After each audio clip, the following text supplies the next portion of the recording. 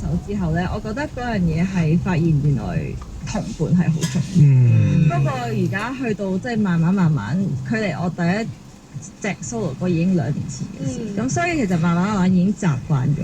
但係當然有時候我都會好掛住嗰陣時同佢哋一齊，係啊，即係同佢哋一齊錄音嗰段時間。我仲好記得咧，我哋有一次咧錄下音啦，跟住之後咧，其中一個成員錄緊嘅時候，我哋打緊麻雀啦，隔離。係喎，你哋5個成員嚟喎，係咪佢入去錄音，去其他打麻雀？係咪台灣牌？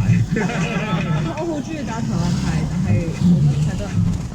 我都唔識㗎。我識啊！我哋交換電話。OK，我而家打。